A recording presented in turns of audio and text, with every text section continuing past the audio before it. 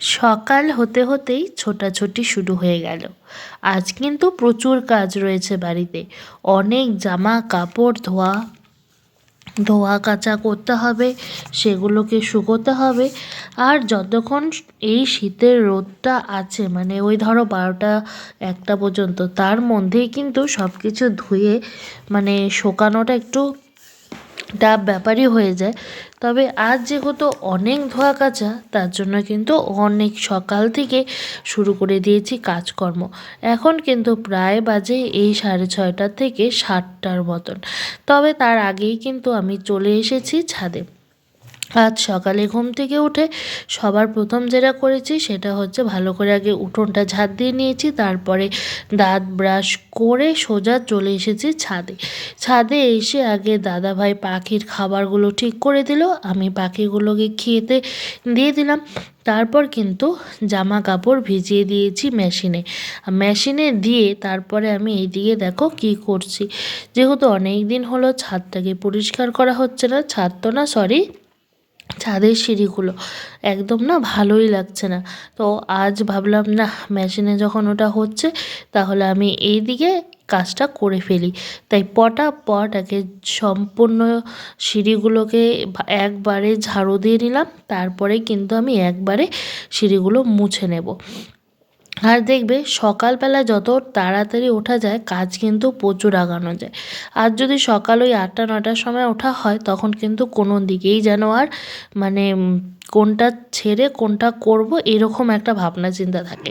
তো সকাল সকাল উঠেছি দেখে কিন্তু অনেক কাজই আমি শেষ করতে পেরেছি। সুপ্রভাত বন্ধুরা, কেমন আছো? আশা করছি তোমরা সকলে খুব ভালো আছো। আর আমিও কিন্তু বেশ ভালো আছি। আমার নতুন একটা ব্লগে তোমাদের সকলকে স্বাগত জানিয়ে আজকের দিনটা শুরু করলাম। আশা করছি তোমরা যেখান থেকে আমার ভিডিওটি দেখছো তোমরা সকলে অনেক ভালো আছো আর অনেক আনন্দে রয়েছো। হ্যাঁ, তোমাদের জন্য রইল আমার অন্তর থেকে অনেক অনেক ভালোবাসা। তোমাদের কার কার বাড়ির ওখানে মানে বাড়িতে আর কি রোদ উঠছে অবশ্যই কিন্তু কমেন্ট করে জানিও। কারণ শীতের দিনে রোদের কিন্তু দাম অনেক, সত্যিই তাই। ওই সোনার মতন বলতে পারো শীতের দিনে রোদের দাম। শীতের দিনে রোদ উঠলে যে কি ভালো লাগে সেটা একমাত্র কিন্তু বাড়ির মহিলারা বিশেষ করে ভালো করে জানে, তাই না? আমাদের দেখো কাজকর্ম তো করতেই হবে, সেটা শীত থাকুক, বর্ষা থাকুক, গরম থাকুক, রোদ মানে বৃষ্টি থাকুক, যাই থাকুক। কিন্তু এই যে শীতের দিনের যে কাজকর্ম করা এই ঠান্ডার মধ্যে, সেটা যে কতটা কষ্টকর সেটা কিন্তু শুধুমাত্র আমরাই জানি। তো তার মধ্যে যদি একটু সূর্য মামা দয়া করে আমাদেরকে একটু রোদ দেয় তাহলে যে কতটা আনন্দ হয় তার কিন্তু বলে বোঝানো যায় না। আর এদিকে দেখো আমার হাতের শাখাগুলো যেহেতু খুবই মোটা মোটা, তার জন্য না এই যে ফুল হাতা নাইটিটা খুলতে এত কষ্ট হয়। খালি নাইটি কেন, সোয়েটারগুলো খুলতে না ভীষণ কষ্ট হয়। আসলে সোয়েটার নাইটি পরার সময় তো শাখার পলাটাকে মানে এগিয়ে রাখি, আর মানে এগিয়ে রাখি, তো পরে যখন খুলতে যাই আর কি তখন এত কষ্ট হয় কি বলবো। আর মানে 5 মিনিটের মতন ওই আমাকে টানা হ্যাচড়াই করতে হয়। তবে ক্যামেরাতে যতটা তাড়াতাড়ি দেখাচ্ছে তত তাড়াতাড়ি কিন্তু হয়নি। চা বানাইলো, এখন চাটা খাইয়ে নেব। সকাল বাজে 9টা। স্কুল যাবা? স্কুল যাবে একজন, না খাই যাবে, না খাই কেন যাবে? সমস্ত কাজটা শেষ হলো, ধোয়া পাকলা সব শেষ হলো, বিছানা টিছানা ভালো করে গুছালো, কমপ্লিট, ঘর পরিষ্কারও কমপ্লিট। তারপরে এখন একবারে বাথরুমটা বসে স্নানটা সেরে আসলাম। তো এখনও মানে নিজে ক্রিম ট্রিম লাগাই নাই কিছু, তো লাগাবো। শীতের দিন না মুখটা একদম চচ্চল করছে। আর ওইদিকে মা রান্না বসিয়েছে, সেই জন্য রান্নাঘরে যেতে হয়নি আর কি। তবে দুপুরে একটু বাঁধাকপি ভাজা করব, ওটাকে এখন কেটে রাখবো। এখন বাজে 12:30টার মতন আর কি। সেই সকাল 6:30টার থেকে 12:30টার মধ্যে মোটামুটি ওগুলো সবই কমপ্লিট হয়ে গেছে। এখন যে একটু ক্রিম ট্রিম লাগাই, সিঁদুর সিঁদুর পরে তারপরে ঢুকবো রান্না করে। আর এদিকে মেয়েরও স্নান দান সব কমপ্লিট। তারপর এদিকে পটাপট সব কাজকর্ম কিন্তু একদম 12টার মধ্যে শেষ করে ফেলেছি। তারপরে চলে এসেছি রান্নাঘরে। ওইদিকে মা তো রান্না করে রেখেছে, আমি দুপুরবেলা বেগুন আর আলু ভাজা এটাই করলাম। আসলে মানে শ্রাদ্ধের আগের দিন যে হয় আর কি, কাপড় জামা কাপড় ধোয়া, সেজন্যই কিন্তু এতটা দেরি। এদিকে দেখো মূলো দিয়ে মা লাউ করেছে, আর এদিকে আমি ভাজাভুজিগুলো করে নিলাম, বাস। তো বন্ধুরা, দুপুরবেলায় খাবার দাবার করে চলে আসলাম ছাদে। আজকে তো মানে প্রচুর জামা কাপড় ধুয়েছি, প্রচুর মানে প্রচুর। তো ওগুলোই কিছু কিছু মানে শুকিয়েছে, নেব না আজকে। না মানে রোদ, এতক্ষণ তো রোদ ছিলই না, এখন হালকা একটু রোদ উঠেছে। তাও মানে রোদের কোনো তেজ নেই, মানে তাপ নাই বললেই চলে। যদি আজকে ভালো রোদ উঠতো না, তাহলে আজকে সব জামা কাপড় কিন্তু শুকিয়েও যেত। কিন্তু কী করা যাবে, রোদের উপর তার কারো হাত নেই, তাই না? তো আজকে শরীর এত মানে টায়ার্ড লাগছে, কি বলবো আর। তো এখন গিয়ে একটু শোবো। দেখো, কেউ কিন্তু সংসারে বলবে না যে তুমি একটু শও, একটু রেস্ট করো, তাই না?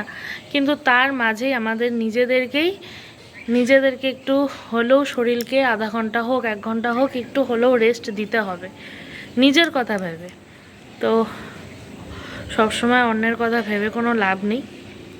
সংসারে তুমি যতই কাজ করো, যতই কিছু করো, 1 নম্বর কথা তো কোনোদিনও কোনো নাম হবে না।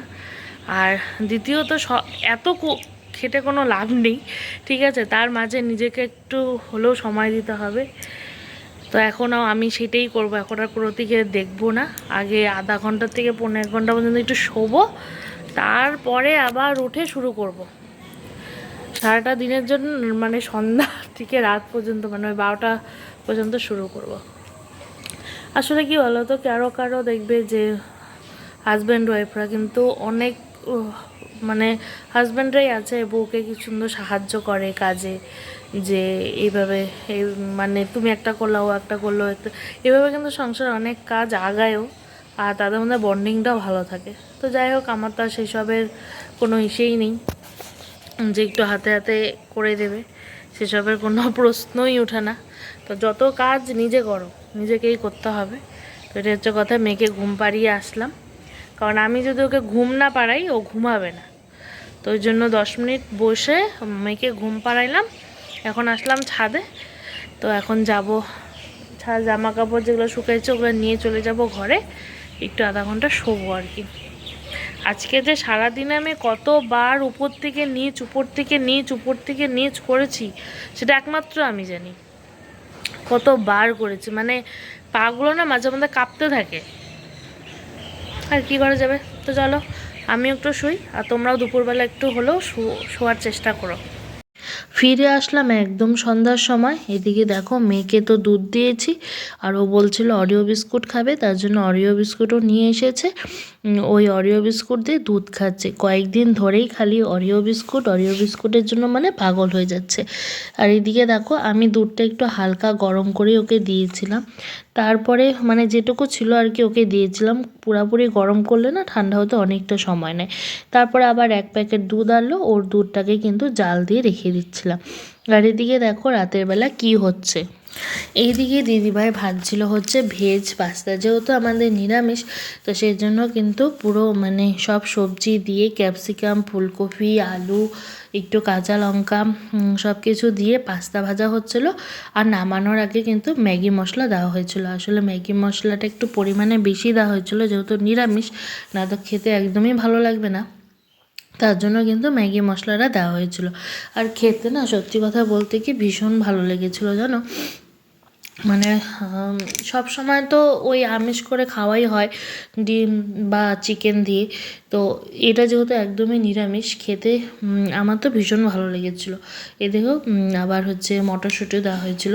তারপরে আবার দাদাভাই রাতের বেলা বললো যে আজকে রাতের বেলা খিচুড়ি করো, তো ওর জন্য কিন্তু দিদিভাই আবার পাস্তা বানানোর পর খিচুড়িও করেছিল। আসলে আজকে কিন্তু দিদিভাই একাই সব কিছু করেছে, আমার যেহেতু একটু কাজ ছিল অন্যদিকে, তো সেই জন্য আমি দিদিভাইকে আর কোনো সাহায্য করতে পারিনি। খালি ওই মানে খিচুড়ির তরকারিগুলো কেটে দিয়েছি, বা সব কিছু দিদিভাই একাই করেছে। তো বেশি বড় আর ভিডিওটা করব না, এখানেই শেষ করব। তোমাদের আমার ভিডিওটি কেমন লাগলো অবশ্যই কিন্তু কমেন্ট করে জানিও। আর গরম গরম খিচুড়ির সাথে বেগুন ভাজা কার কার পছন্দ সেটাও কিন্তু অবশ্যই কমেন্ট করে জানিও। তো তোমরা যারা ভিডিওটি দেখছো, তো ভিডিওর কোনো অংশ যদি তোমাদের ভালো লেগে থাকে অবশ্যই একটি কমেন্ট করো, আর প্লিজ একটু লাইক করো, শেয়ার করো। তোমরা সকলে ভালো থেকো, সুস্থ থেকো, এটাই কিন্তু ভগবানের কাছে চাই। আর এরকম গরম গরম খিচুড়ি খেয়ে আমি কিন্তু আর কোনো কাজ করিনি, ধমাধম বাসনগুলো ধুয়ে ফ্রেশ হয়ে একবারে চলে গিয়েছিলাম বিছানায় ঘুম দিতে। কারণ সত্যি কথা বলতে কি, রাতের বেলা সারাদিন কাজ করতে পারি, কিন্তু রাতের বেলা না আমি জানি কেন পারি না, ওই বড় জোর 12টা, তারপরে আমি আর পারি না। আসলে কি সেই সকাল থেকে শুরু হয়, তো সেই জন্যই আর কি। তো চলো তাহলে আজ বিদায় নিচ্ছি, দেখা হবে আবার নতুন একটা ভিডিওতে। তোমরা দিন ভালো থেকো, সুস্থ থেকো, চলো।